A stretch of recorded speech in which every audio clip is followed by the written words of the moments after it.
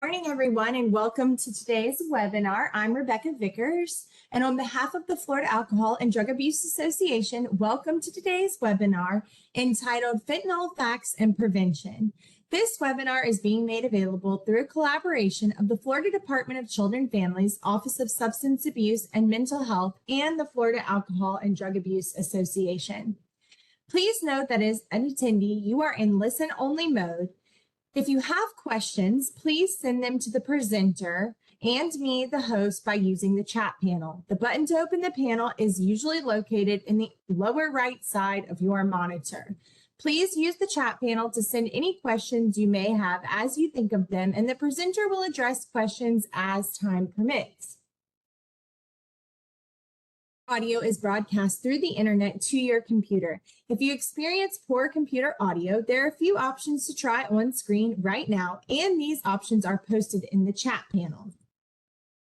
If you continue to experience poor audio through your computer, try rejoining the webinar and use the I will call in telephone option. Please remember you must be connected to the audio of this presentation and view it on screen as well to receive a certificate of attendance. The recordings and materials used in today's presentation will be available on FADA's website within 30 business days. To access the recording and PowerPoint, go to www.fada.org, then to our resource center, and then to our training library. FADA produces many webinars and workshops through the support of the Florida Department of Children and Families. To help participants track credits earned through attendance, we host an online community that provides a personalized digital journal where participants can maintain statements of credit for webinars and workshops taken through the Florida Alcohol and Drug Abuse Association. At the end of today's webinar, the web browser will direct everyone to an evaluation form on FADA's website. You will first need to register or sign into your account to complete the evaluation. Information you provide FADA as a part of registration remains confidential. Statements of credit will be posted 30 business days after the evaluation closes for persons completing the evaluation and attending the full webinar. Completing the evaluation is necessary to receive CE credits or to access your statement of credit. Please note the evaluation will close midnight Tuesday, April 18th. Up to 2 general continuing education credits are available for participating in today's webinar for persons licensed through the Board of Nursing, the Board of Clinical Social Work, Marriage and Family Therapy, and Mental Health Counseling, and for persons credentialed through the Florida Certification Board. If you are a licensed healthcare practitioner, be sure to include your Florida license numbers for reporting to CE Broker when you register with our site. If you are certified with the Florida Certification Board or licensed outside of the state of Florida, you do not need to provide your certification number when you register with our site. Please note that WebEx monitors arrivals and departures of attendees and provides a report upon completion of the event. We are not permitted to provide a certificate of attendance if you do not attend the entire webinar, and we are not permitted to provide partial CE credit. And now I'd like to introduce our presenter for today, Shelby Meaders. She is the Executive Director of the Florida Harm Reduction Collective. Shelby formerly managed Florida's statewide overdose prevention and naloxone distribution program in the Florida Department of Children and Families, Office of Substance Abuse and Mental Health. With several years of experience in public, private, and nonprofit sectors, she currently directs and presents on harm reduction and overdose prevention initiatives at local, statewide, national events, conferences, and on podcasts. Shelby earned her Bachelor's of Science at Florida State University and a Master's of Public Health, New York Medical College, with a specialization in health policy and management. And now I will turn the presentation over to you, Shelby. Thank you so much, Rebecca. Thank you for the intro, and I'm excited to be here. So I thank everybody for joining us this morning. And we have a bit of time. I know I talk fast, so I'm just going to slow it down a little bit, or as best as I can, because again, I know I can talk fast. But again, thanks for joining us today to talk about fentanyl. We're going to talk about fentanyl, and we're going to talk about prevention. So disclosures and disclaimers. The views, opinions, and content expressed in this presentation are those of the presenter, me, Shelby Meaders, and do not necessarily reflect the views, opinions, or policies of the Florida Department of Children and Families. There are no actual or potential conflicts of interest to disclose, and this presentation was created without any commercial support. I'm also going to monitor the chat, so please, if you have any questions, since you cannot unmute, please put them in the chat at any time, and I'll monitor it and answer them as they come up, or towards the end, if we have some extra time, we can go through the questions as well. A few of the objectives today: we're going to summarize the dangers of fentanyl. We're going to learn about overdose prevention. And we're going to talk about increasing the knowledge of substance use prevention skills and building resiliency among youth and young adults to mitigate risk. And again, just a little bit about me. It was a great introduction. My name is Shelby Meaders. I'm the executive director of Florida Harm Reduction Collective. It's a statewide not-for-profit that's located, it's statewide, but I live in St. Petersburg, Florida, so Pinellas County. Lived here for a few years, but I lived in Tallahassee for 10 years. And here's my email, which I now realize I'm blasting to several hundred people, but I please encourage you to reach out after today if you have any follow-up questions or any questions about the work that's being done in Florida around fentanyl and overdose prevention. So talking about fentanyl facts. According to the CDC, fentanyl is still opioid overdose deaths are still on the rise. 136 people every day on average are dying in the US from opioid overdoses. Looking at a 12-month period from 2020 to 2021, and this is our most recent data, there was a 38.1% increase in opioid overdose deaths. So again, that's our most recent data looking at the 12-month period from 2020 to 2021. We're looking forward to the most reliable source of data in Florida, which is the medical examiner's data. They should be releasing their interim report for 2022, usually around April. So we should be seeing that soon on what the deaths looked like last year in Florida related to fentanyl. Some street names for fentanyl are listed here. I encourage anybody in the chat, if you've heard of other things, please drop it here. Maybe it sounds familiar, or it's like one half of the name here with something else. But if you've heard of these two, let us know. So Tango and Cash, Murder 8, Jackpot, Goodfellas is just a few. But again, we want to know what we're hearing in the community and hearing from our clients, participants. So please, I encourage y'all to engage in the chat now. Yeah, Deep Sleep, Boy, Fenty, China White. Great one. Thank you, guys. So talking about the dangers of fentanyl, fentanyl's on the rise. It is the third wave of the opioid epidemic. We know with the opioid epidemic, it's been going on for decades. And really with fentanyl, I would say, after we saw the increase of prescription drugs, and then that turned into the second phase of an increase in heroin and illicit drugs off the street after pill mills were shut down in Florida.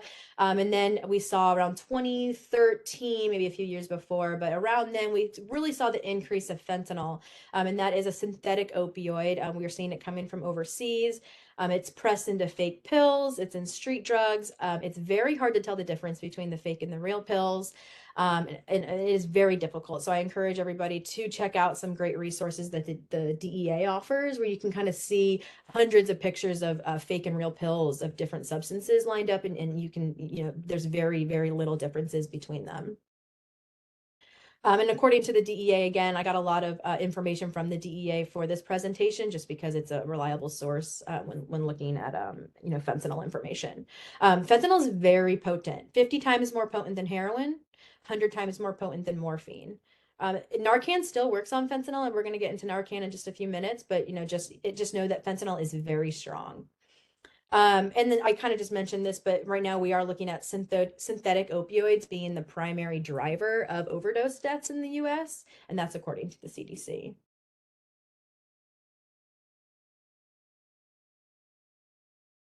So as I mentioned, fentanyl, it does look like other drugs. Now, when we're talking about powdered fentanyl, it's very similar looking to other drugs, and it's often mixed with cocaine, mixed with methamphetamines or meth, and also heroin. So people are often unaware that there's fentanyl in their drug supply. Now, you do have individuals who may be like fentanyl seeking, or they're looking for fentanyl, but oftentimes you see that somebody might be, we had the situation last year with the cadets, where individuals were trying a substance like cocaine, not an opioid, didn't have Narcan on hand, so has fentanyl in there, and it could be a deadly dose of it. Thankfully, in that situation, it wasn't. But just going back to talking about how you may not know that fentanyl is in the drug supply.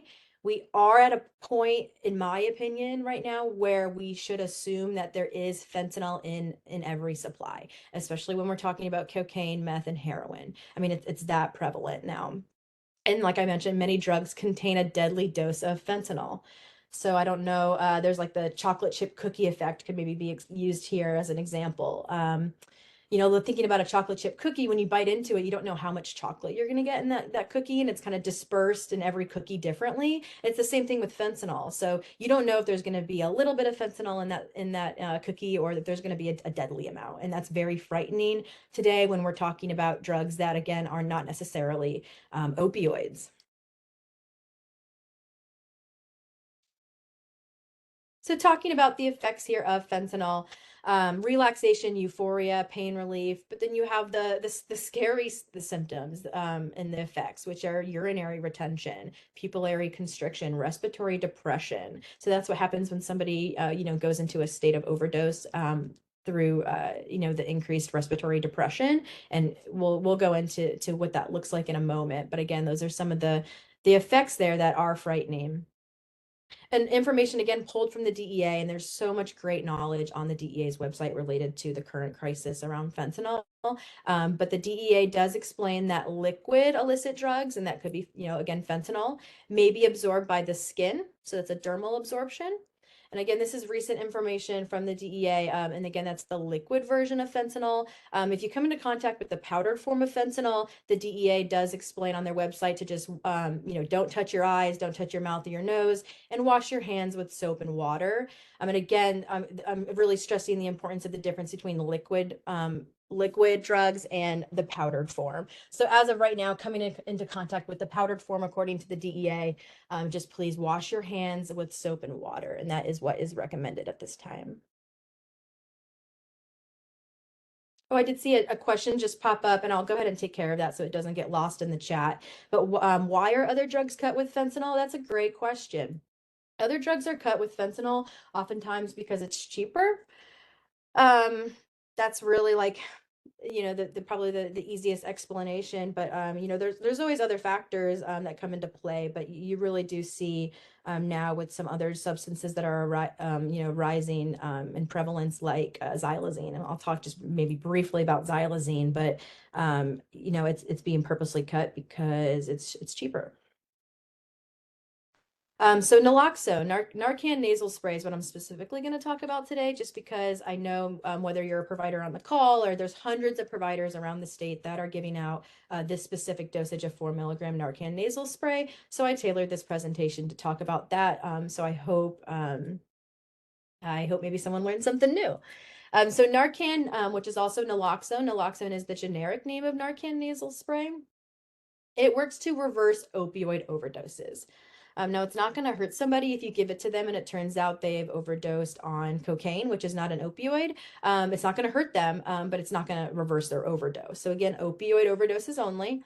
It's actually been around for a while. It was FDA approved in 71. So, that's what, 50 years ago. It's just now it's popular among lay people in the community to carry it. And now it's not, just the generic vial with the syringe that like medical personnel use, like in the hospital. But now we have an easy Narcan nasal spray. It's an easy nasal spray that you can easily train somebody on in like 30 seconds. Of course, we encourage long trainings like this to talk about, the full how to recognize and respond to an overdose. But, if you're in a quick 30-second, 1-minute spiel, you can easily train somebody on how to save a life with this. It does take a few minutes for it to start working. I'm going to, without a doubt, repeat this several times today, just because we really have to emphasize it takes 2 to 3 minutes to start working. And if you give somebody a dose, you can always give a second dose, but you really need to wait the 2 to 3 minutes in between each dose. It does precipitate withdrawal symptoms, which mirror flu-like symptoms. So it's just very important that you don't give somebody too much naloxone. We are, saving somebody's life, and that is the priority. But we really need to stress, because it takes a few minutes to start working, and of course, in an emergency, those few minutes are going to feel like a lifetime. But waiting as long as you can before giving the additional dose. It does last for 30 to 90 minutes before wearing off. So that kind of just depends on how much of the drug was in the body or in the brain, how much naloxone was given. So there's kind of a range here, 30 to 90 minutes. And we'll kind of go into like how to respond to an overdose and, not leaving somebody alone. And, somebody could go back into an overdose if that wears off and there's still a lot of the drug in their system. So that's also important to note. So there is a period of time where after it wears off, they could need additional naloxone. So I'm going to talk about overdose prevention as a whole, but going back to talking about naloxone specifically for this presentation, naloxone, again, does not harm anybody who hasn't taken an opioid. So let's say somebody they're a polysubstance user. So maybe they use cocaine and heroin. I'm just using two random examples here. One's an opioid, which is heroin, one is not. So if you were to give somebody, if they were to overdose, they're found unresponsive and it's a suspected overdose. If you were to give them Narcan, it could revive them and bring them out of the heroin overdose, but it's not going to do anything related to the other part of the overdose. And that gets really tricky when we're talking about multiple drugs, because it's like, well, how much naloxone is needed? And again, I'll mention xylazine maybe later on talking about this, but like, with the xylazine overdose, which is a horse tranquilizer, it's not an opioid, so Narcan does not work on it. It's not going to harm them, the Narcan. But if they're also, they're taking fentanyl, because that's what we're seeing xylazine in, it's going to revive them from the fentanyl overdose, and that person may be breathing again. But because they took xylazine, which is a tranquilizer, and it's actually called trank dope or trank, and maybe there should be a webinar itself just on xylazine, but you will see that that person's tranked and they will not, they won't wake up, but they're breathing still. So you just have to monitor their breaths and they don't need any more naloxone. Very important to note there. With naloxone, please store it at room temp, out of direct sunlight. There are studies that show, with some heat exposure, it still works. If you have to store it maybe very temporarily in your vehicle, you have to do what you have to do. But long term, please keep it out of direct sunlight, keep it at room temp, in a safe place. And there are studies that show, with expired naloxone too, it still works after it's, the expiration date listed. There's some studies there, but I'm not really going to go into it. Just kind of know if you have expired naloxone and you don't feel comfortable, you can always trade it out. Maybe somebody was willing to give you another kit, or you can just keep it because it might be useful. Carry naloxone at all times, especially when traveling. So now it is very common for lay people to carry it. It is legal to have it on you as a person. I'll talk about some more exciting news in the next slide or two, but just it's really encouraged for any lay person to carry it, especially when traveling, because you don't know when that person on the bus or that person on the airplane, which yes, it's required now that Delta has to have Narcan on their flights because of an incident that happened a few years ago, if anyone remembers that. That was a big thing in the news with an overdose when they were in the sky. So whether it's somebody on the flight next to you, somebody on public transportation, I mean, in the car next to you at a street light, I've heard a story where somebody was on the freeway. They were on the highway and somebody had stopped and had overdose next to them. So really it's becoming so common. The only thing we can do as humans in supporting each other is to carry this on our person and to use it if we were to come across somebody who has overdosed. And then I mentioned earlier the flu-like symptoms that come from precipitation or from like the withdrawal symptoms. And that is, again, flu-like. So that could be body aches, nausea, somebody could vomit, fever. They're not going to be feeling great at all. And if anybody has ever experienced an overdose, and I have not myself, but I have heard from others that have, and it is one of the worst feelings. And so it kind of stems, that's where the myth of that people, wake up really angry, or, you hear kind of some information sometimes that really they're in the media, but just know somebody is not feeling their best when they wake up from an opioid withdrawal, and the more naloxone that was given to them, the worse they're going to feel. So we really want to mitigate, that risk. Another question in the chat I'll go ahead and address. Is it standard procedure to administer Narcan for a person ODing, even if you can't identify the narcotic? So I don't want to say standard procedure because we have found that even across Florida, when you call 911, there's oftentimes different procedures related to how to respond to an overdose, whether you should do rescue breaths or chest compressions. And I can't speak on behalf of like a state as a whole or as a standard procedure. I would say if you find somebody unresponsive, um, giving them the Narcan, if you have it on hand, will not hurt them. And I think, like, again, if you're not, if it's a stranger and you don't know them and you don't know that they took a substance, but you do find somebody unresponsive, and we'll talk about how to determine if somebody's unresponsive, and we'll walk through those steps, and maybe that will clear things, some more information up. But you know, as I can't really say there's any kind of standard there. And then another question that just popped up, how would you know if someone is overdosing on opioids before you're giving them Narcan? That is a great question, and we'll run through that in just a second. So that is just a few slides away. Talking about Narcan still while it's in the body, this is what's going on in the brain. So opioids attach to receptors that we all have in our brain. They're called the mu receptors. So we have a lot of these receptors already specific to opioids. So what happens when somebody's overdosing is too many of these receptors are filled. Your breathing starts to slow down. You have that respiratory depression, and that person will go into a state of overdose. Those opioids, again, fit perfectly on those receptors. Think of it as a puzzle piece, right? But what happens is the naloxone, and that's represented by the green balls, the bubbles here, it has a stronger affinity to the receptors. It's like the perfect puzzle piece, right? So the other one was just like, okay, yeah, it fits. This one's the perfect puzzle piece, and it fits that. That naloxone kicks off that opioid, sits on that receptor, and again, it kind of depends on how long, 30 to 90 minutes. But it sits on there. That's what reverses that overdose. That person can start breathing again. Those symptoms are relieved, but then the opioid can still be floating around in the brain. So it is important to note after 30 to 90 minutes, those green bubbles are going to fall off, and those opioids can reattach to those receptors. But again, just kind of gives a little background information here on what it looks like in the brain, and why, and how naloxone works.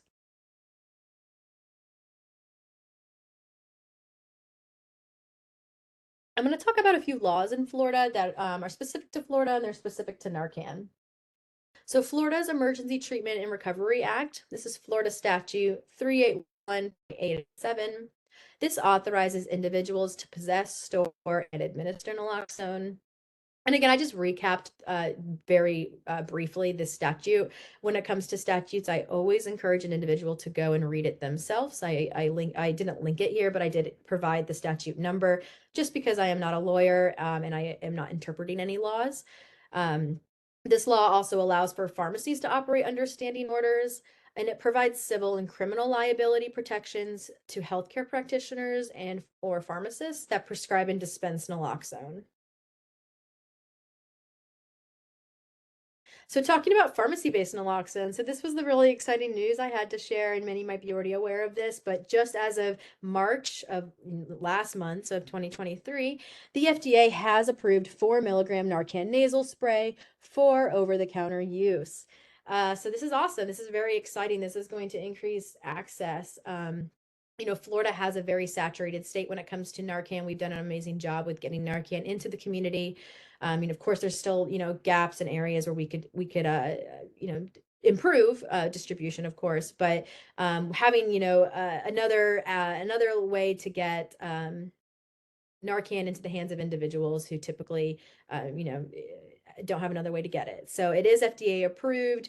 We're looking forward to, over the next handful of months, to seeing what's to come from that. That's really all the information I have to share about that. It is just specific to the 4 milligram Narcan nasal spray. But yeah, if anyone is excited about that or as excited as I am, follow up with me, and I'd love to, as that information comes out, share anything about what the cost might look like, or, any information related to that. But I just wanted to really include that here just because it's very recent information on the FDA approving it for over-the-counter use, OTC. Currently though, costs and copays do vary. And that depends on your insurance. And again, just talking about pharmacy based. So I'm going to go into how we have an awesome, robust program in the state for free naloxone, but just, it is good to know that you can always go to a pharmacy to get it. And then the prices kind of vary too. So we've seen it, self-pay if you don't have insurance, it could be anywhere between 100 and 250. And so, it really just kind of depends, but I'm going to push the free naloxone available throughout the state, but always share that, whether you have, somebody, a family member or something, that has a prescription for it and wants to get it from the pharmacy, they have that option. Just looking at the chat, again, I'm going to keep up with it as we go. I don't want to just lose anything that, keeps moving. Somebody asked about the crack epidemic and does it help with that? Naloxone does not work on cocaine. So, I mean, that's a great question, Lisa. I would love to maybe we can touch base after the webinar for some more information on that I could maybe share.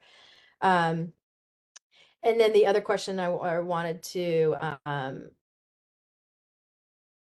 talk about was I wanted to highlight the awesome comment in here, and you can hear it in my voice. I'm smiling. In Putnam County, there's a free vending machine, a Narcan vending machine in 4 locations, and that's through SMA Healthcare. Thank you for putting that in the chat.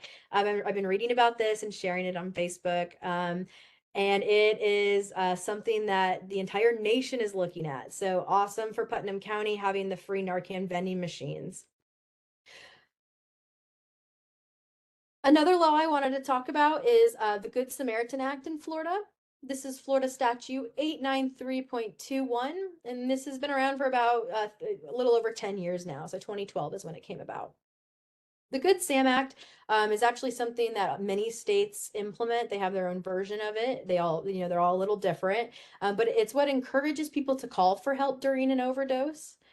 We know right now that only 50% of people will call when someone overdoses because they're afraid that they're going to get arrested. They're afraid of police involvement.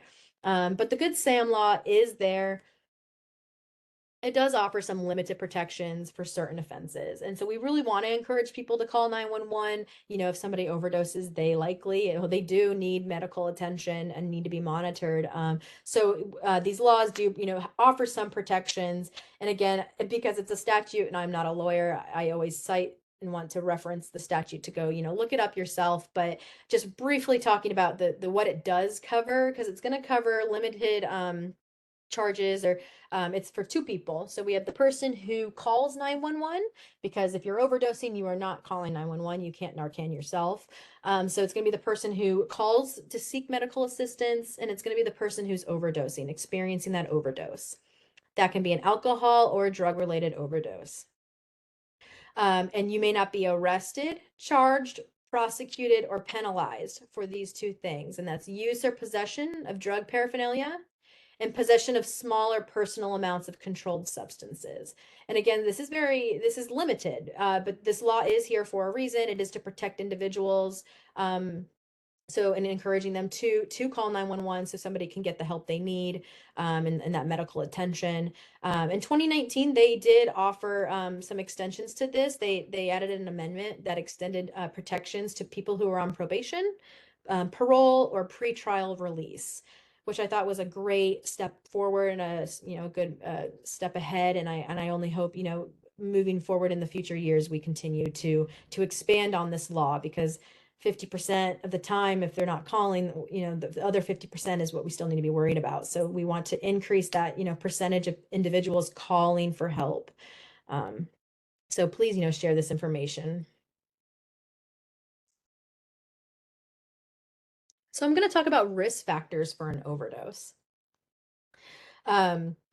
Starting with mixing drugs. So now, there has been, the past several years, we've seen polysubstance use on the rise. And this is, polysubstance use can be a number of drugs, whether somebody is mixing benzos, benzodiazepines with alcohol, or they're doing fentanyl and heroin, and whatever drug. Mixing drugs, it can be dangerous because you don't know oftentimes whether it could be intentional or unintentional. But if you don't know what's in that drug, you don't have Narcan on hand, you can absolutely overdose, and it could be a fatal overdose. And that kind of goes hand in hand with quality of drugs. So this is now where I can talk about xylazine. Like, xylazine is being found now in fentanyl. Um, Fentanyl is being found in many different drugs. So the quality of drugs, where it's off the street, like, it's may or may not be tested for. As of today, fentanyl test strips are considered paraphernalia in Florida, not widely distributed in Florida at this time. So it's like, oftentimes you don't know what's in a drug.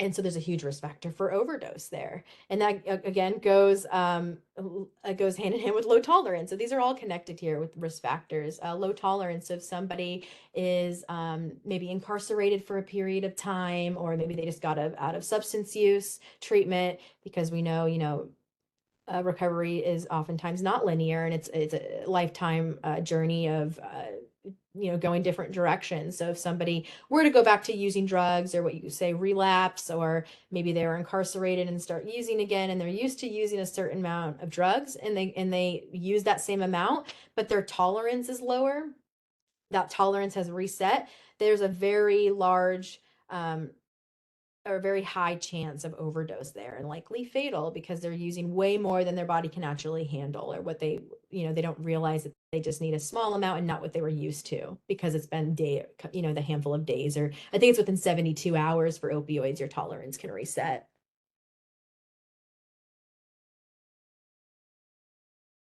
Thank you. I actually really appreciate the comment that was just put in the chat, because I would like to correct myself on that, because relapse, I would say, is maybe not the appropriate word to use here, and I'm going to switch that and say return to use. So with low tolerance, if somebody were to return to use again, and they have to, they don't know how much of a substance to use, and they were using what they're used to, that is what is the risk factor for a high overdose, or for a fatal overdose. So using alone was something we saw a huge increase in during COVID-19. And then we still see it today, just not even COVID-19, but just, stigma. People don't, they live with their families, and they don't know, their families don't know that they use, people are using behind closed doors. It's really not that common for people to use drugs together. Like, some do, but you oftentimes find it's one or two people that's in their circle or their network. So using alone is scary, right? Because you can't Narcan yourself. And if you were to use alone into overdose, who would know, who would know where you are, and who would know how to find naloxone? So those are two things we want to make sure that we encourage people that we know that use drugs to. One, always make sure that somebody knows where they are whether they're using or not. Just make sure that if they are using, somebody knows where they are. And then we want to make sure that person has Narcan on hand or nearby, or that individual that knows where they're located knows how to find Narcan, or they have it on hand. But I wanted to provide a resource here, Never Use Alone. Never Use Alone is an amazing organization.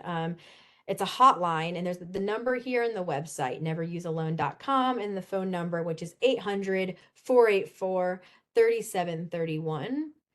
And I would love if everybody, if you knew any participants, clients, people who use drugs, like, please share this information, because it's a great resource operated by volunteers and I've had the chance of meeting two of them, I believe, in a conference, and just amazing people. You can call this phone number, and an operator will stay on the phone with you while that person or individual uses. And they can talk to them, or they can stay there in silence. But if that person does not respond after a certain amount of time, and it's just a few minutes, that operator calls 911 and sends 911 paramedics to that location of that individual. And so it has saved so many lives already. So I would just encourage you to check them out, maybe find them on social, or again, just share that phone number, because, highlighting that there's a resource here for individuals, because of stigma and because of just society, they're using alone and they're dying alone, and there's something we can do to stop that.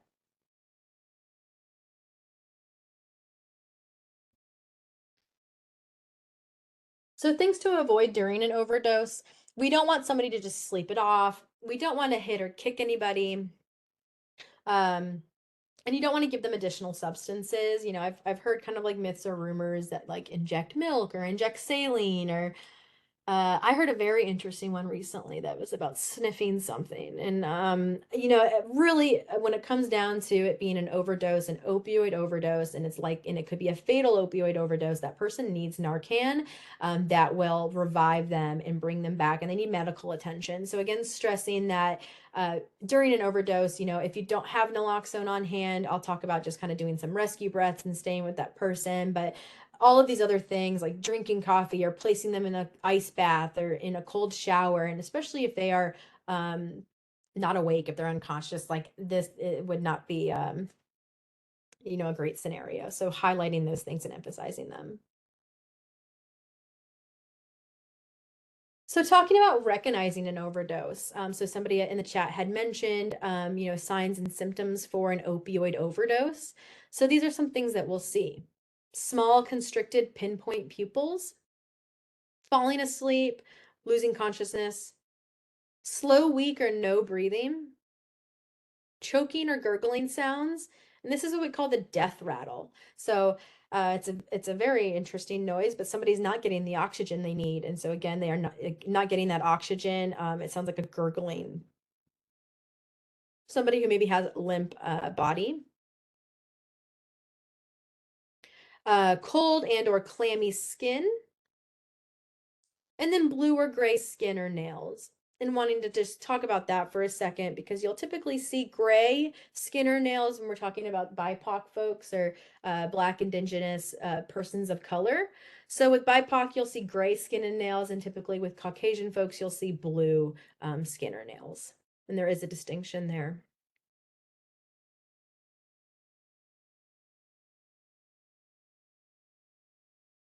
So responding to an overdose. So I'm going to go through each of these steps, but just a fun little image here of talking about, kind of step 1 through the end on recognizing an opioid overdose. And we're going to talk about how to do a really easy sternal rub. We're going to make sure, we call 911 because again, even though only 50% of the time people are calling, we want individuals to call 911.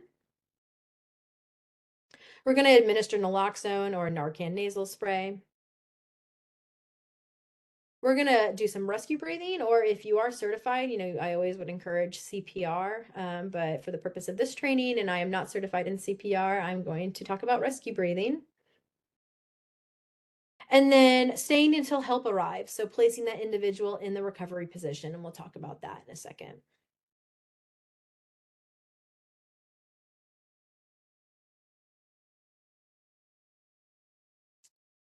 I did want to hit on just a few things in the chat before they continue to move up. There was a really good question about responding. What is my response to enabling when discussing helplines or naloxone? So that's a great question, and that's something we get asked often, and it's something that really it just takes having a conversation like this. We know that somebody's going to use drugs regardless if they have naloxone on hand, right? And like having the naloxone doesn't stop that person from using drugs. But that person can die. So by having something like naloxone on hand, you're giving that person a second chance at life, right? So we're only supporting that individual on their path and whatever their recovery looks like, whether that person wants to decrease drug use or not, or seek treatment. I mean, that's that person's autonomy and decision to make. And that kind of goes, same thing with the helplines, again, that person's going to use whether they have a helpline or not, but by having that helpline, that person's not dying alone. And they're also connecting to support, right? So that those conversations they're going to have with those operators specific to like never use alone, for example. It's all people of lived experience, right? So they're talking to individuals who are peers that have this similar experiences to them, and who knows what can stem from that. I mean, we hear the stories of connection and just treating people like humans and being able to really build a support network from that. So, and then I want to acknowledge the other comment in the chat. So it looks like somebody, a student in Florida, described life-saving situation, described it as wheezing. So the death rattle that I was just talking about right here, choking or gurgling, so like a wheezing. I absolutely believe that. Thank you for adding that comment. So checking for responsiveness. So sternal rub. This is super easy. No medical training required here. If you lay the person on their back and make sure there's nothing in their mouth or throat, you can just make a fist with your hand and press it really hard on your chest of the person who's unresponsive. So again, make a fist with your hand and press on the chest of the person who is unresponsive. You do that for 5 to 10 seconds. If that person does not wake up, they are considered unresponsive. So now we're going to call 911. And it feels like these steps, they are like 1, 2, 3, but it feels like you're going to be doing a lot of this at the same time. And so just kind of keep that in mind as we're calling 911, giving Narcan. I mean, you could be telling if somebody's, figure out if somebody's responsive, call 911, and at the same time, be giving them that nasal spray. So you'll tell the operator that person is unresponsive, tell them they're not breathing. Make sure you give the address to the operator, wherever location wherever you're located. And then you want to remember the good SAM law. So tell the operator again, the person is unresponsive and not breathing. Those are the 2 important things that you should relay to 911 for the appropriate medical care. And again, touching on that good SAM law in Florida, specific to Florida. So if there's anybody from outside Florida here, I would encourage you to look up if your state has a Good Samaritan law for overdoses. But in Florida, it offers those limited protections to both the person who's overdosing and the person who calls 911. And it's those limited for those certain offenses related to personal controlled substances.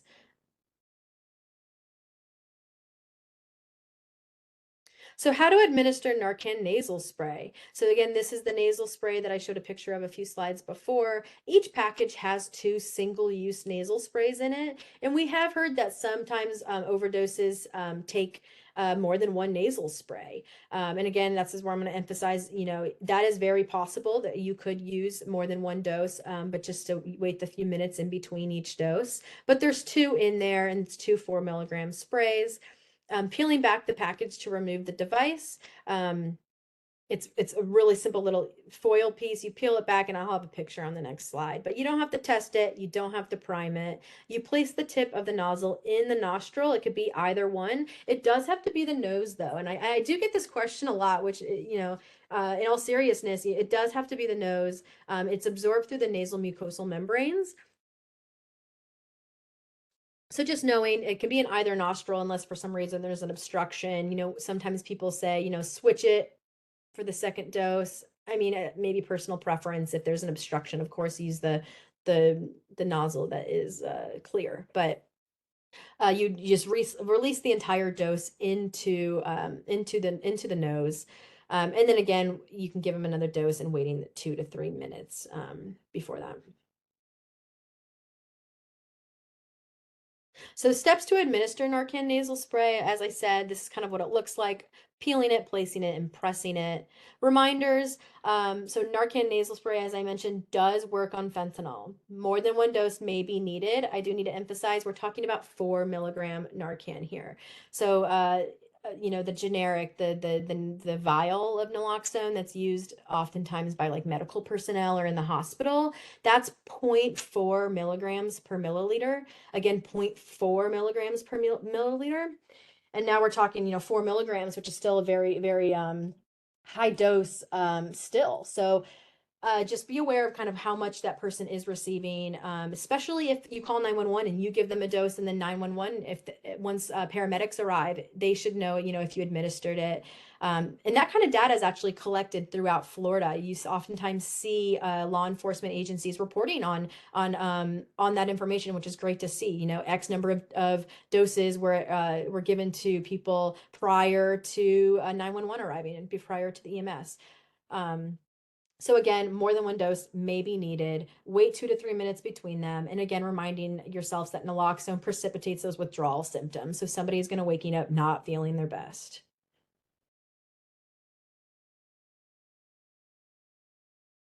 So rescue breathing, and again, CPR, if you know it, I would definitely encourage it. But for rescue breathing, we're just going to want to make sure that the person's head is tilted back and we have a clear air passage. We're going to pinch the nose and open the mouth, and we're going to do 2 slow breaths, and we'll do 1 breath every 5 seconds. You'll see the chest rise. That's how like you know it's working, the rescue breathing. And you'll perform rescue breathing while waiting for the naloxone to take effect, or if you don't have any on hand. This is just something easy that you can do if you have, some individuals carry and some distribute with their opioid overdose kits, like CPR masks that are, disposable. You can throw them away after a use, or if you're worried about something, you could always use like a piece of cloth or a t-shirt. But in a life-saving circumstance as such, I would just encourage everybody to follow through with rescue breathing. And then one thing to note, just because mentioning the chest should rise, we do see related to fentanyl, there is a side effect known as wooden chest syndrome.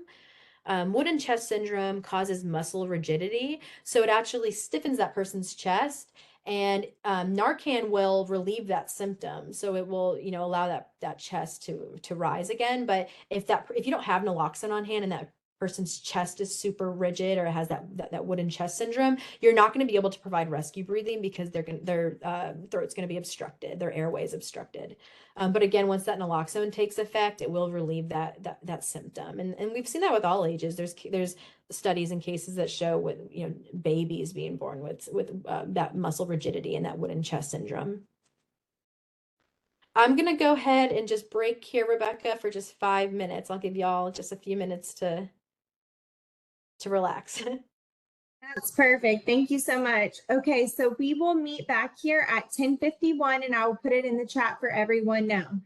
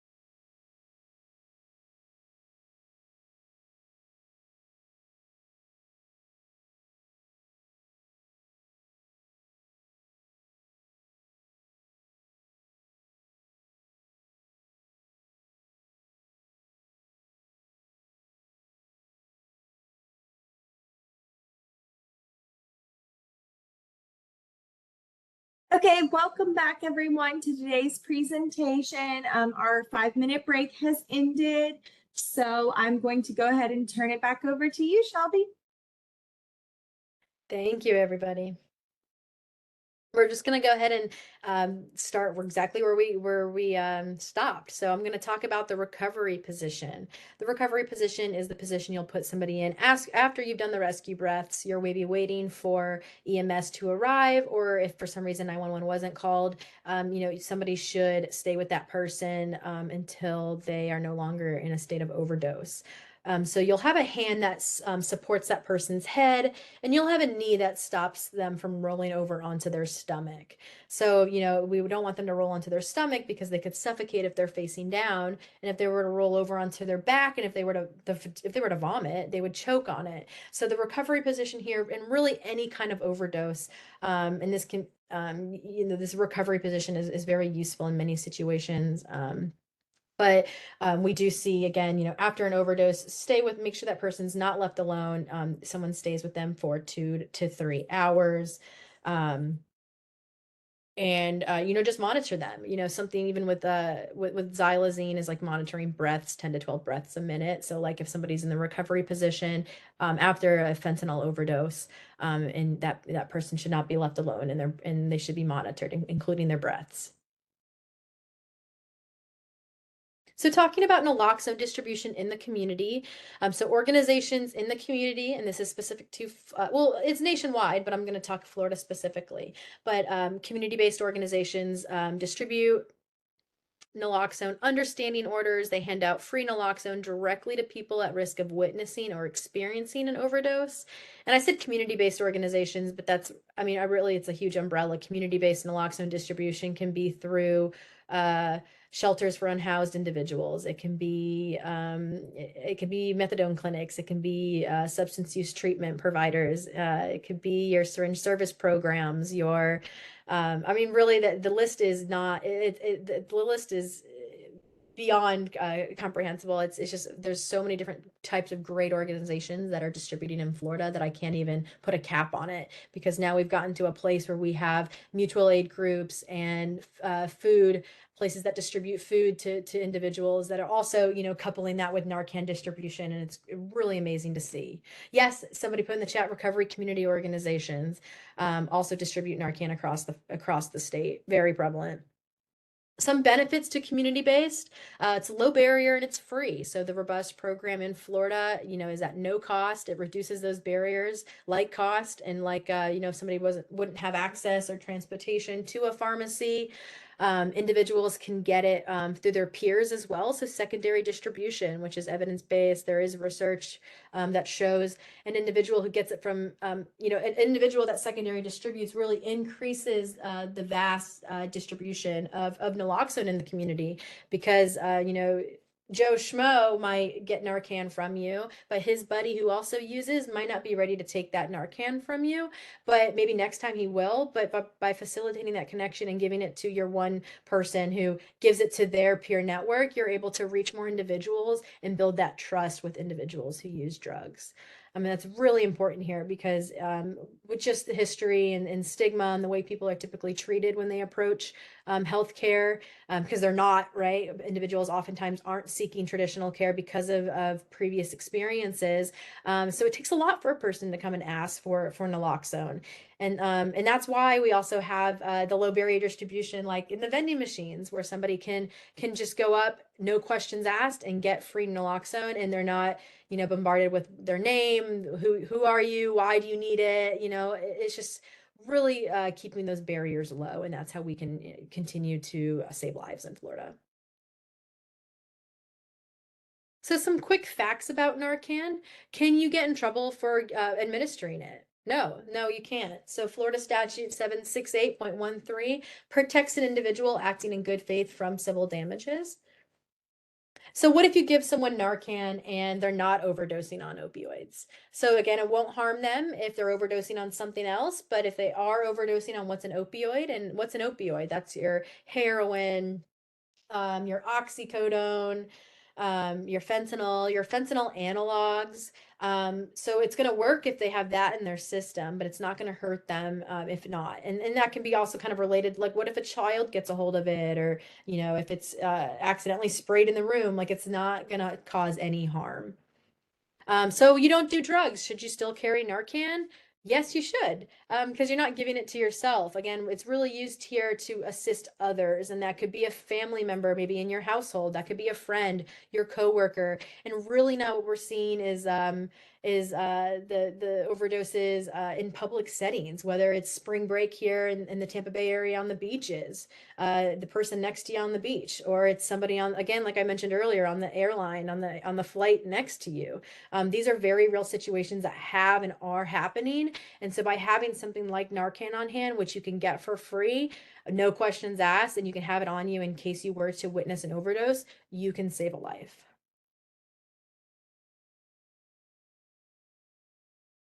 Just to address the question real quick here in the chat about EMTs, is it legal for an off-duty EMT to carry? I don't know. I mean, the way EMTs get Narcan in Florida is through the Heroes program, which is through the Department of Health.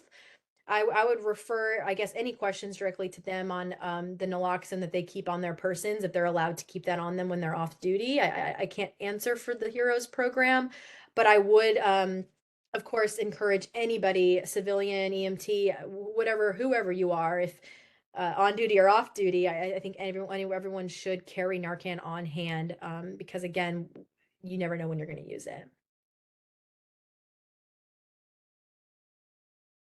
So Narcan by mail. So I'm going to talk about this program, and this is a program that, as you can see, I'm the executive director of Florida Harm Reduction Collective. So this is the program that I directly operate. It's been running from a little more. Florida Harm Reduction Collective has been operating it for about a year and a month now, so only about 13 months. Since we started this program, we have distributed 10,512 doses of Narcan as of today. So cutting that in half, because that's doses, right? So still over 5,000 boxes of Narcan through the mail. And so what's great about the mail-based program is that somebody who typically doesn't have, maybe they don't have transportation, or they don't know how to get Narcan locally. This isn't a exact statistic, but I think it's around 35%, and that's a good range of individuals who are requesting Narcan from us don't know how to get it locally. So they're requesting it online because they found the online resource. They can get it directly mailed to them, and they don't know how to get it in person. So through this program, we're able to increase the awareness of naloxone in the community.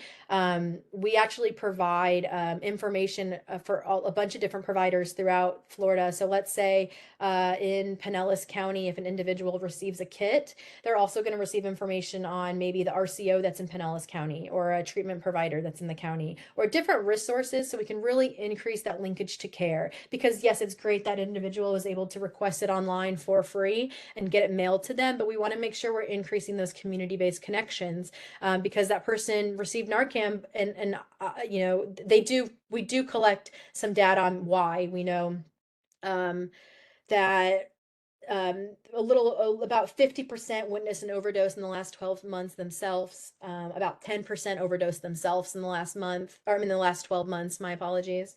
And about 45% do not have insurance at the time of them requesting a kit. So again, these factors come into play. Maybe they think, oh, I don't have insurance. I don't want to go to the pharmacy and pay for it, so I'm ordering it here, and they don't know how to get it for free. And I'm going to tell you how to get it for free. But again, this is a great resource, so somebody can scan this QR. And I would love for you to check it out. You can try it. You can scan it from here. I tested it out as well. I would encourage you to please test it out, but just for the sake of not flooding the platform and the back end, just only please request a kit if you need it, or if you know someone that maybe could utilize this resource, please share. And these actually come in physical postcards. So this is just a picture of the postcard, but it is distributed throughout conferences and events. And if anyone ever wants to hand out these cards, because the backside is really cool, and I didn't include the entire thing, I only did the corner here, but if anyone has seen these, they actually have information information on the back that includes signs and symptoms of an overdose. So even if you're doing outreach in the community to maybe some unhoused folks, you can still hand these cards out. Because they still need to know signs and symptoms of an overdose, but maybe perhaps the QR is not useful because they don't have an address to ship a kit to, but it still has that very useful and beneficial overdose response information. We also have the opposite. So yes, you can request a kit through the front QR. On the back side, there's a QR so somebody can report an overdose. So we know just in the last 13 months, we've had 188 overdose reports. Those are overdose reports. Somebody scanned this QR and told us that they used the Narcan we gave them to save a life. So again, even passing out these cards, hey, I gave you some Narcan, scan this card. You can get Narcan from me when you use it, but if you want to report the overdose, that information again is reported back to DCF, the Department of Children and Families, because the Narcan is provided by them through their community-based their overdose prevention program, which I will talk about. So also useful information coming from the overdose. We're not just it is minimal. So again, we encourage people to do this because we capture the information here in the data. And it's minimal, but it shows us, was 911 called? What did the person think they were taking? Was the person breathing when they were given Narcan? Which, now we have a lot of information on, like, is Narcan being appropriately administered? So it's different things like that. We're really capturing some very useful information on kind of what we're seeing in the community throughout Florida related to fentanyl and opioid overdoses. I saw this in the chat earlier, and now I'm going to talk about it. I love talking about this program, I Save FL.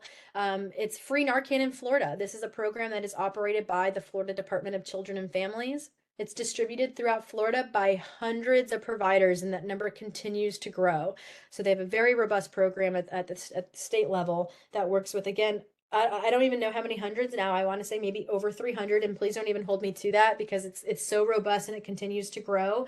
And they're working to give out free Narcan directly again to people who need it, people at risk of witnessing or experiencing an overdose themselves. So free Narcan now is also available at your local county health department. And this is very new information too. So very grateful for the state of Florida for implementing this. A long time coming. Super excited to see it. Free Narcan is available at any health department in Florida. Low barrier. You just walk in and ask for it, and hopefully soon as more. As we have eyes on Putnam County, I'm going to put y'all on the spot. Maybe we'll end up seeing more things like vending machines with Narcan in low barrier places like the health department. Because even though it's the health department and that is a go-to for a lot of people who may use drugs or might be unhoused or what have you, it's still not an easy place just to walk into to ask for help. And we have to remember that it's not easy. So if your organization, just to put a plug here, I would encourage you to reach out to the Department of Children and Families. They have some instructions here. You can send an email through their website, isavefl.com, and they'll schedule a time to talk about enrollment with you into their program. And through that program, they're able to use grant funds to purchase Narcan nasal spray. And then as a provider, a distributor, you distribute it for free into the community to people who need it the most, and being low barrier at that. And there is some data you can collect there. Of course, no names or anything like that, but it's always very useful when maybe if they come back to you and tell you overdoses that they responded to, or anything related to demographics, of course, can always help related to saturation in the community of naloxone. And this is currently what their website looks like. So just kind of just to show you what it looks like, if you go to isavefl.com and you look at the top, the very first tab says Find Naloxone. So you can click Find Naloxone, and you'll go to the drop down by county and select your county. Most counties should have at least one provider. If there's not a provider in your county, it'll tell you some additional information there. It'll likely have you email or reach out to iSaveFL, and they'll likely refer you to the mail-based program. That way, in the rural areas, or if there's only one or two providers or no providers, and that person's not able to get it from somebody in their community, they can request a kit, again, to their address.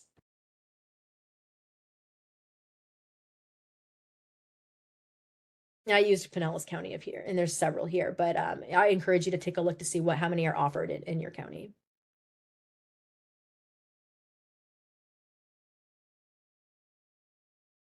There is a really good question in the chat, and I can't answer it just because I can't speak on behalf of the program, DCF's program, but I do want to acknowledge that it is a good question. Is there an age limit associated with distribution? I would have to refer back to the overdose prevention program.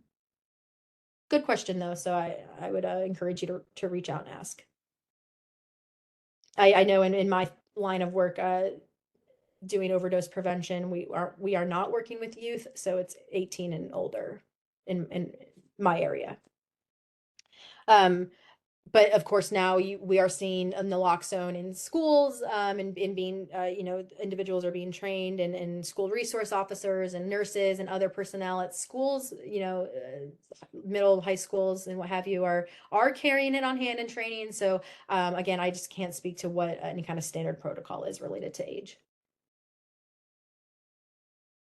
So talking about opioid use prevention.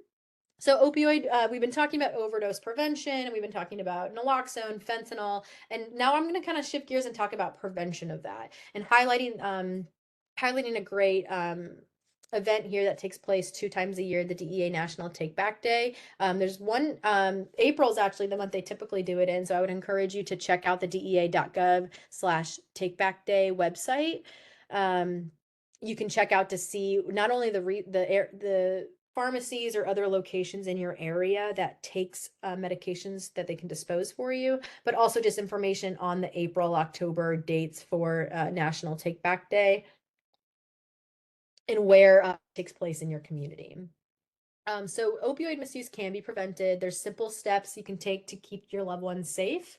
I mean, we would encourage individuals to safely store prescription medications in a locked or secure cabinet out of reach of children and pets. And of course, the best thing to do is something easy when you have the twice a year take back day like this. You can go down, I think this might have been Tallahassee, not St. Pete, but I believe in Tallahassee it was at the Costco. So you would just go down to the Costco and you can hand over any medications that you do not want to keep in your house if you have like children or pets that could get a hold of them. And then I've seen safe medication disposals at places. There's a thrift store here that's a national thrift store associated with the AIDS, with AHF, and that's a huge one. And so they have a disposal inside of their store, and you could go and toss medications. And it's also a pharmacy because it's related to AHF. But again, just an example of how you can easily dispose of medications that are unwanted in your home. Going more off of substance use prevention, and talking about youth resiliency now. So we're going to talk about ACEs and adverse childhood experiences, because this is all related, bringing everything together. ACEs are preventable. The resources that I'm sharing today, this can eliminate or decrease ACEs as we look towards preventing drug use now and in the future. So I really just wanted to talk about ACEs for a second. So adverse childhood experiences, these are traumatic events that occur between the ages of 0 and 17. These events can be something like violence or abuse or neglect, witnessing violence in the home or in your community or in that child's community, or having a family member attempt or even die by suicide.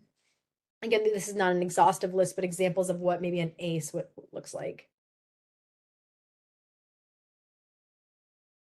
So ACEs are, according to the CDC, they impact your health and well-being, and they are linked to chronic health problems, mental illness, and substance use problems throughout one's life. And that's why we're talking about it today, because we're directly linking it, talking about substance use and substance use prevention. And like I mentioned a second ago, ACEs are preventable.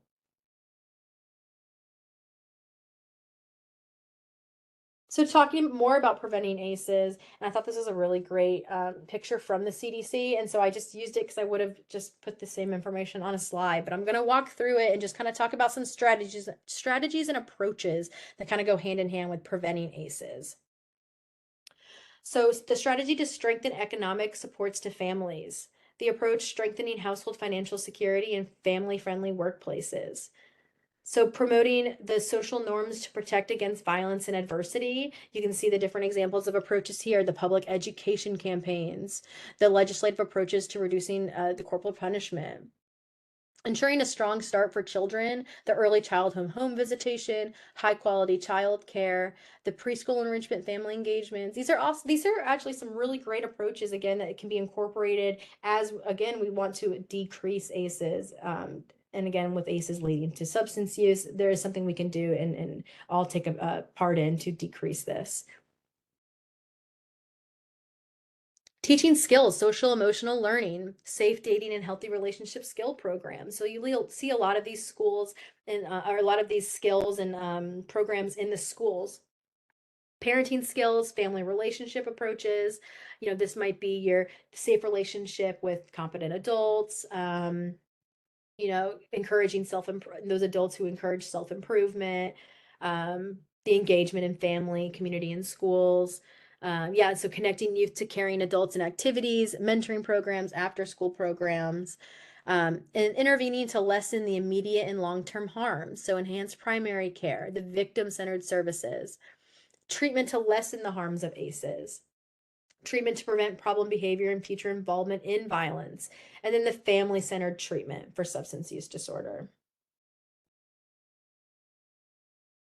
So more on building youth resiliency. So according to the APA, the American Psychological Association, resilience is defined as the process and outcome of adapting to difficult or challenging life experiences.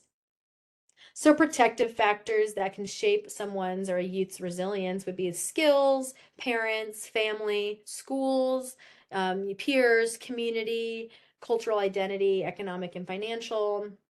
And then according to SAMHSA, different factors come into play that can contribute to one's resilience. That can be your cognitive development, your problem-solving skills, self-regulation, breathing exercises, mindfulness.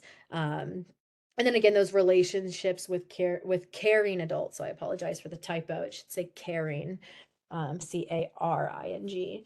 And then that would again would be those, the safe relationships with adults, productive decision making, weighing the outcomes of something, trusting your intuition, listing, the different outcomes of something, all examples like productive decision making, making sure a youth knows, they have a voice, they have a choice, and that they are able to, emphasize personal responsibility. So prevention through life skills. And again, I touched on each of these and kind of just go into a little more detail on all of them, or on a few of them. So the social emotional learning approaches that I mentioned that are in schools, this would be something like your life skills training. An example that comes to mind would be like Botman life skills. But life skills training reduces the peer violence across grade levels, school environment, your demographic groups. According to the CDC, this approach includes skills related to communication, problem solving, alcohol and drug resistance, conflict management. I really don't have to read word for word unless it's helpful, but just all the different examples here that are very important skills that can be utilized through this approach. Safe dating and healthy relationship skills programs. These are life skills within the context of dating and both your intimate partner relationships. And again, we want to promote caring, respectful, and non-violent relationships.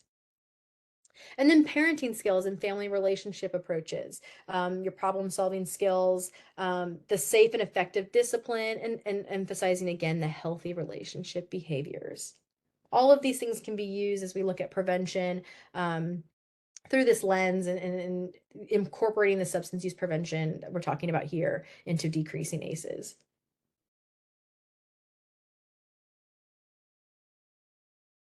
And then talking about, it's okay to ask for help.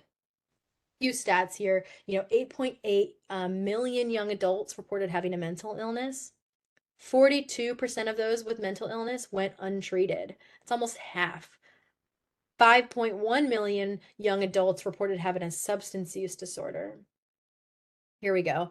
87% of those with substance use disorders went untreated. Why?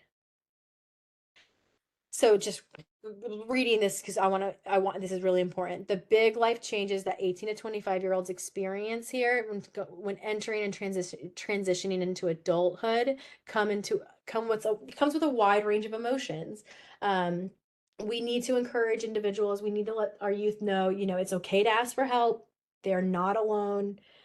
Um, and really to reach out to a trusted adult that maybe that they have a trusting relationship with, that they can seek help, because it's not easy, as I mentioned, to ask for help, especially when we're talking about somebody who is stigmatized, and is afraid of how maybe their family or friends will react, and really putting yourself in those shoes for a moment, and kind of contemplating, like, what are the other factors that come into play here. And so, it is okay to ask for help, and I'm going to share some resources. SAMHSA has a national hotline that I always share, a helpline, sorry. It's a 1-800 listed here, 1-800-662-HELP. The numbers for that are 4357. And they have it, you can text now, so you can text your zip code to 435-748, or also just text your zip code to help for the number 4U. And then also sharing SAMHSA's treatment services locator. It's a great locator that's used nationwide, where somebody can go in and filter for their needs and see kind of what is in their area related to how what help they may need, whether it's mental health or substance use related, or beyond.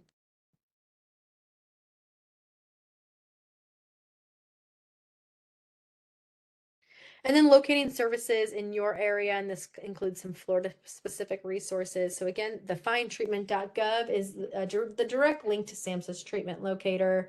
Finding naloxone near you, I would encourage you to visit the iSaveFL, and you can just click iSaveFL or type in isavefl.com. And you can go to the top tab that just says Find Naloxone, and go from there. And it's really easy, and they're super helpful at DCF if you need to reach out with any questions related to their platform. And then My FL Families is DCF's website, the Department of Children and Families, and they have provided a link so you can get help and find local services in Florida. So please use and share this link once you have the PowerPoint deck. Feel free to share these great resources. So that was actually my last slide. And like I said, I talked fast, so I knew I kind of went through it kind of fast, but would love to encourage any questions now in the chat, related to overdose prevention, fentanyl. What are you seeing in your community? Or if this is new to you, or maybe you learned something new, I would just encourage any kind of participation or chat now in the chat box, and I'll monitor that. But just going over the references here, and then there's some resources on the very last slide. So SAMHSA has a really great substance misuse prevention for young adults. This is an evidence-based guide. And so I have linked that here for you to share with your networks, or for you to read. And then just another SAMHSA resource. It's multimedia resources related to mental illness and substance use specific to young adults, so you can share those. And then also the APA, the American Psychological Association, has some great information on resilience. It's like a resilience toolkit. So for anyone working with youth or in the substance use prevention realm, you might already be very familiar with it, but the toolkit there through APA is very useful. And I appreciate everybody being on today. Please reach out with any questions. My email address is just my first and last name, Shelby Meaders, MEADERS, at gmail.com. And I appreciate everybody. And I'm going to still hang on. There is some great conversation in the chat. So I'll see if there's any questions in there I can address at this time. But I thank you guys. Thank you so much, Shelby. I'm going to give it a second just to see if there are any questions in the chat. So if you have any questions, you can go ahead and ask now. If not, forever hold your peace or send her an email. So we'll give it about one more minute, and then I will close out.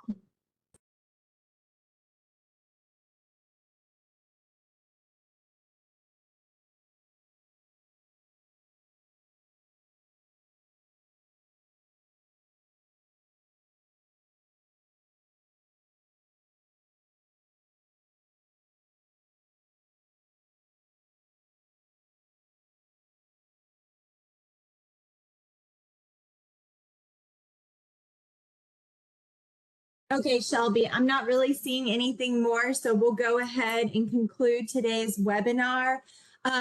Shelby, once again, thank you so much for this webinar and all the information you shared with us. It was great, and we really appreciate all the work you put into it.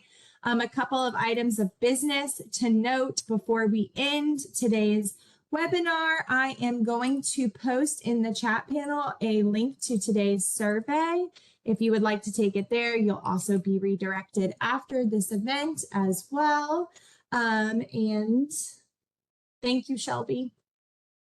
Thank you so And much. then, sorry, you will be prompted to register or sign in to complete the evaluation. You can register as a visitor at no cost. For CEs to be reported to CE broker for Florida licensed healthcare practitioners, you needed to provide a Florida Department Health license prefix and number when you registered for this event.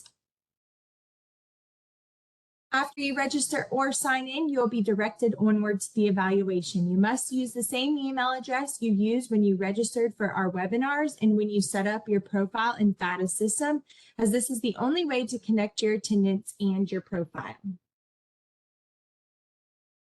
You will get a second opportunity to complete the evaluation through a follow-up email later today.